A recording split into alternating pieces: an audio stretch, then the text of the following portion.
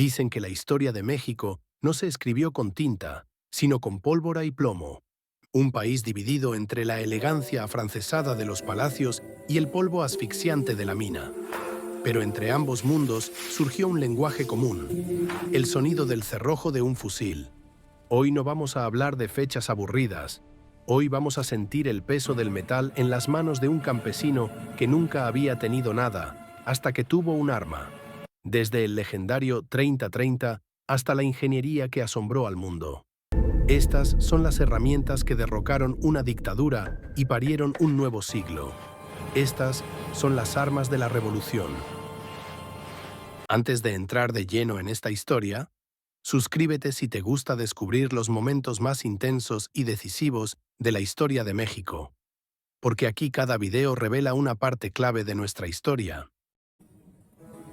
Si la revolución tuviera una banda sonora, sería el clic-clac de una Winchester modelo 1894, pero nosotros la conocemos por su nombre de guerra, la carabina 30-30. ¿Por qué este rifle? No era el más preciso ni el más potente, pero era ligero. Podías llevarlo a caballo, ocultarlo en el monte y disparar 6 veces antes de que el enemigo supiera que lo golpeó. Para el peón que solo conocía el asadón, el 30-30 no era un arma, era un título de propiedad. Era la primera vez que su voz se escuchaba tan fuerte como la del patrón. Pero había un problema. México no las fabricaba. Miles de estas piezas cruzaron la frontera desde Estados Unidos, ocultas en vagones de heno o bajo las faldas de las mujeres valientes que burlaban la vigilancia. La logística del contrabando fue el primer gran triunfo del ejército de Villa. Pero cuidado, porque del otro lado el dictador tenía un as bajo la manga. El Mauser mexicano modelo 1910. Si el 30-30 era la pasión, el Mauser era la técnica fría. Un arma alemana, perfeccionada en suelo mexicano, con un alcance de más de 2 kilómetros y un sistema de cerrojo que era una joya de relojería. Imagina estar en la toma de Zacatecas. De un lado, la carga de caballería villista, pura furia. Del otro, la muralla de fuego de los federales. El Mauser era capaz de atravesar a un hombre y al caballo detrás de él. Muchos creen que los rebeldes ganaron por valor. Y sí, pero ganaron sobre todo porque empezaron a robarle los Mauser a los muertos del bando contrario. El arma de la opresión se convirtió en la herramienta de la liberación. A menudo nos cuentan la revolución como una guerra de sombrerudos y rústicos combatientes. Pero mientras el polvo se levantaba en el norte, en las oficinas de la Secretaría de Guerra, un hombre estaba cambiando la historia de la ingeniería mundial. El general Manuel Mondragón. Mondragón no era solo un militar, era un visionario. En un mundo donde todos los soldados tenían que accionar una palanca después de cada disparo, él se preguntó, ¿por qué no usar el gas de la propia explosión para que el arma haga el trabajo por nosotros? Así nació el Mondragón modelo 1908. Fue el primer fusil semiautomático y automático en ser adoptado oficialmente por un ejército en todo el planeta. Imagina el impacto. Mientras los ejércitos de las grandes potencias europeas todavía cargaban bala por bala, en México ya se experimentaba con ráfagas de fuego. Pero la genialidad tiene un precio. México no tenía las fábricas de alta precisión necesarias para producir esta joya en masa, así que se mandaron fabricar a Suiza, por la famosa casa SIG. Cuando los rifles llegaron, eran tan avanzados que los soldados mexicanos, muchos de ellos analfabetos, los miraban como si fueran objetos de otro planeta. Sin embargo, el destino del Mondragón fue irónico. Su mecanismo era tan fino, tan preciso, que la tierra y el lodo de las trincheras mexicanas lo bloqueaban. Era un arma demasiado elegante para una guerra tan sucia. Pero su legado fue eterno. Los alemanes, al inicio de la Gran Guerra, compraron el stock mexicano para equipar a sus primeros aviadores. Antes de que existieran las ametralladoras en México le dio al mundo el primer paso hacia la guerra moderna, un susurro de ingenio en medio de un grito de guerra. Si el Mondragón fue el genio, la Colt Browning M1895 fue la bestia. apodada la cosechadora de papas por el extraño movimiento de una palanca bajo el cañón que subía y bajaba violentamente al disparar. Esta no era un arma de precisión, era un arma de volumen, era el fin de la caballería.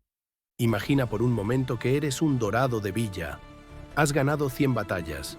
Confías en tu caballo, en tu valor y en tu machete. Te lanzas a la carga en las llanuras de Celaya. El suelo retumba.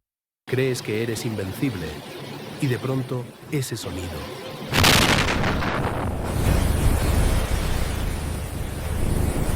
Obregón había aprendido la lección de las guerras modernas. El valor no puede contra el acero automatizado. Las ametralladoras Colt y las Hotchkiss francesas fueron colocadas estratégicamente detrás de alambre de púas.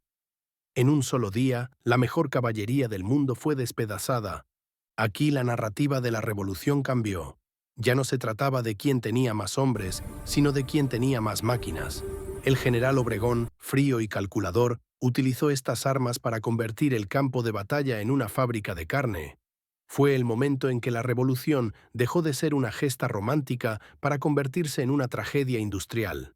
Las ametralladoras no distinguían entre valientes y cobardes, solo distinguían entre quienes estaban de pie y quienes caían. Pero la revolución no solo se peleó a larga distancia. En el México de 1910, el honor se cargaba en la cintura. Si el rifle era para la guerra, el revólver era para la identidad. No podemos hablar de esta lucha sin mencionar al Colt Single Action Army, el legendario Peacemaker o pacificador. Era el arma favorita de Pancho Villa. Un arma que, para ese entonces, ya era un clásico del viejo oeste, pero que en manos de los revolucionarios mexicanos cobró una nueva vida. Se dice que Villa nunca estaba a más de unos centímetros de su Colt. Para él y para muchos hombres del norte, el revólver no era solo defensa, era autoridad. Pero en el sur, Emiliano Zapata prefería la elegancia y la letalidad del Smith y Wesson. Se cuenta que Zapata portaba piezas con grabados en plata y cachas de marfil. No por vanidad, sino porque un líder debía reflejar la dignidad de su causa. En una cantina, en una oficina de gobierno o en un duelo al amanecer, estas pistolas decidieron más destinos que cualquier ley escrita. Fueron las juezas de una nación que estaba reescribiendo sus reglas a sangre fría. Muchos de estos revólveres usaban el mismo calibre que los rifles 30-30. Esto no era casualidad. En medio del desierto, tener una sola hilera de balas que sirviera para tu arma larga y tu arma corta era la diferencia entre la vida y la muerte. Era la logística de la supervivencia. Han pasado más de 100 años. El óxido ha intentado devorar el acero de los Mondragón y los Winchester, pero no puede tocar su historia.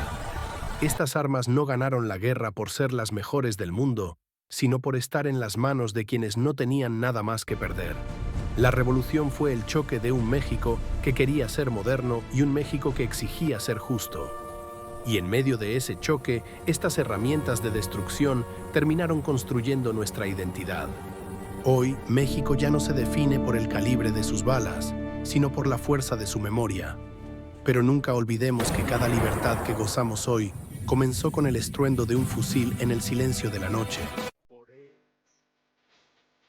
Gracias por acompañarnos en este viaje a través del acero y la pólvora que definieron nuestra historia. Estos relatos no deben quedar en el olvido, y tu opinión es la que mantiene viva esta chispa. Déjame saber, ¿cuál de estas armas te pareció la más impresionante? ¿Sabías que México fue pionero con el fusil Mondragón? Déjamelo saber en los comentarios, los estaré leyendo todos. Y lo más importante, ¿de qué otro evento histórico te gustaría que fuera nuestro próximo video? ¿La Segunda Guerra Mundial desde la perspectiva latina? ¿Las guerras de independencia? Tú pones el tema y nosotros la historia. No olvides suscribirte y activar la campana para no perderte el próximo estruendo de la historia. Nos vemos en la próxima batalla.